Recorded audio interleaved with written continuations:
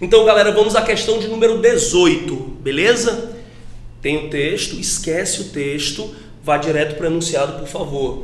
Memórias Póstumas de Brás Cubas, obra mais vanguardista da literatura brasileira, obra que revolucionou a prosa aqui no Brasil. Os únicos romances que eram praticados no Brasil no século XIX eram os romances românticos. Prosa burguesa, prosa construída para agradar a classe burguesa. O Machado de Assis construiu Memórias Póstumas de Brás Cubas, desconstruindo o padrão burguês. A construção de narrativas folhetinescas que tentavam agradar a classe dominante. É por isso que a obra é de vanguarda, inovadora. É um romance documental, não esqueça.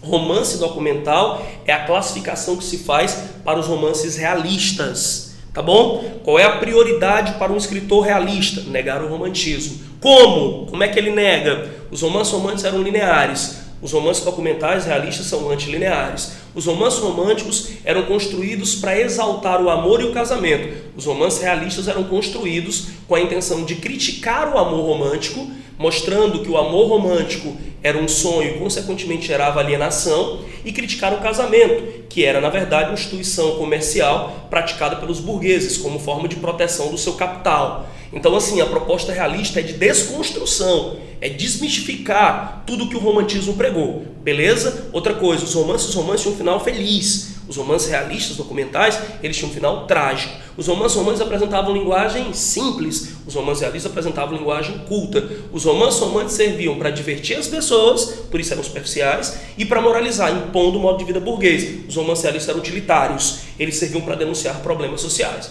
Fechou? Então é o seguinte, Memórias Póstumas de Brás Cubas é um romance documental, realista. Pois em sua realização, Machado de Assis, professor, e o texto? O texto é para te orientar. Olha só, capítulo 11, o menino é o pai do homem. Olha o tamanho do capítulo, esse é um aspecto legal. Técnica do capítulo curto, que privilegia a reflexão, a análise comportamental. A análise psicológica é uma das marcas mais importantes do realismo. Cresci, inicia que a família não interveio. Cresci naturalmente, como crescem as magnólias e os gatos. Talvez os gatos são menos matreiros e com certeza as magnólias são menos inquietas do que eu era na minha infância.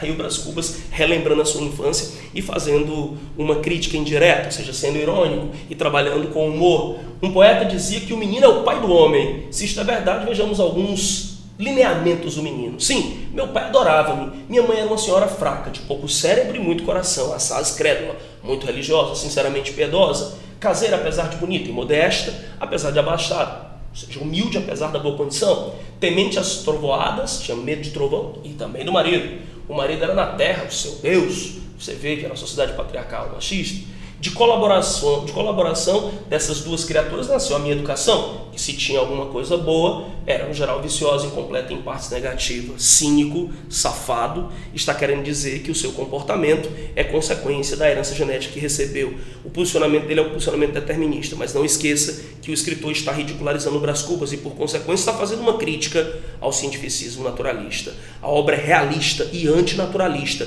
O Brás Cubas é um personagem e esse personagem está sendo criticado pelo Machado de Assis. Como? Ele deu a palavra ao Brás Cubas para que o próprio Brás Cubas pudesse entrar em contradição e pudesse mostrar o seu ridículo. Portanto, quem defende o determinismo no texto é o Brás Cubas, não o Machado de Assis. O Machado de Assis está criticando o Brás Cubas. Não esqueça disso, isso é fundamental para o entendimento.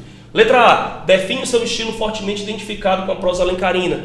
Meu amigo, pode esquecer, porque o José de Alencar era romântico.